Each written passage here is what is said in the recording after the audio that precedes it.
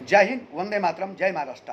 मेरे अपने दक्षिण नागपुर 53 विधानसभा क्षेत्र के सभी नागरिकों से, युवाओं से, माँ बहन बेटी नारी शक्ति से, पिता तुल्य बुजुर्गों से अपील है कि आने वाले 20 तारीख को, 20 नवंबर को जो विधानसभा का चुनाव हमारे महाराष्ट्र में हो रहा है, उस दिन आपने एकजुट होकर पिकनिक मनाने नहीं जाना, छुट्टी नहीं मनानी, यहाँ वहाँ नहीं जाना है। एक एक वोट आपका कीमती है।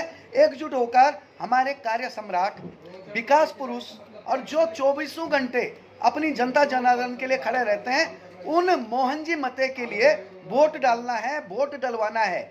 मोहन जी मते ने पिछले लगभग 2.5 साल में, क्योंकि 2.5 साल पूर्व में तो यहाँ पे उद्धव जी की सरकार रही, 2.5 साल में इतना विकास कार्य किया, करोड़ों का विकास कार्य किया है। किसी भी जाति, धर्म, पंथ, मजहब, रंग, रूप, झंडावाद, किसी की अनदेखी नहीं की। सबके लिए बहुत सारा विकास हुआ है और वो विकास अभी और होता रहेगा। अभी तो रुका हुआ है क्योंकि अभी अपने यहाँ पे आचार संहिता लगी है, तो वो विकास कार्य परिपूर्ण रूप से आगे बढ़े। महिला का सशक्तिकरण हो, युवाओं को रोजगार मिले, बच्चों को शिक्षा के अंदर में जो व्यवसाय बाजारीकरण कम हो रहा है, रोका जाएगा, वो आगे बढ़ता रहे। उसके लिए आप लोगों को एकजुट होकर अपना अमूल्यवाद मत आशीर्वाद के रूप में मोहन जी मते को देना है।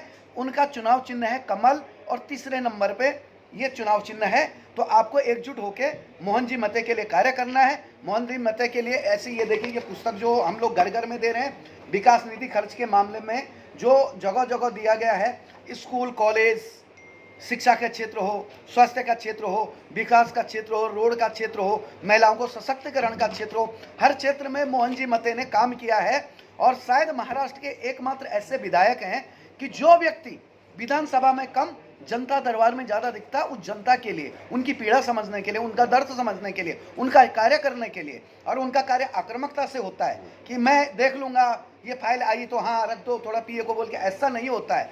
वो कार्य करते हैं, स्वयं अधिकारियों को फोन करते हैं। तो ऐसे लाडले व्यक्ति के लिए, ऐसे लोकप्रिय व्यक्ति के लिए, ऐसे सामाजिक राजनीतिक मित्र के लिए हमें एकजुट होना है, सभी समाज को, और एकजुटता से उनके लिए वोट देना, बहुमत से विजयी बनाना है। और याद रखें कि आपका एक वोट अगर घट गया तो हमारा विकास काम घट गया। विकास काम हमारा कब होगा ये पता नहीं, क्योंकि 2.5 साल में हम देख चुके हैं माननीय, इससे पूर्व उद्धव जी की सरकार में, कि जो विकास काम होने थे, रेलवे, मेट्रो थी हमारी, वो रुक गई थी, रोड बननी रुक गई थी, कई विकास कार्य रुक गए थे। तो अब वो काम न रुके, हमारा नागपुर प्रगति करे, हमारा दक्षिण नागपुर 53 विधानसभा क्षेत्र प्रगति करे। इसके लिए आपको मोहन जी मते को चुनकर लाना है, भारी बहुमतों से चुनना है। आपका भाई है, आपका भतीजा है, आपका बेटा है, आपका देवर है, इस तरह की सोच आपने रखनी है। और फिर से नारी शक्ति को यही अपील है कि आप माँ बहन बेटियों, आपने सामने आना है और एक एक वोट लोगों से भी डलवाना है। अपने नातेदार, रिश्तेदार, अड़ोस पड़ोस, ऊपर नीचे, सबके लिए कार्य करवाना है। और विकास कार्यों के लिए हम ये पुस्तक घर घर में दे रहे हैं। इस पुस्तक के अंदर में दिया गया है कि कितना विकास कार्य माननीय हमारे विधायक देवेंद्र जी से हुआ है। आप कुछ बोलना चाहें मोहन जी? आप बोलिए। हाँ,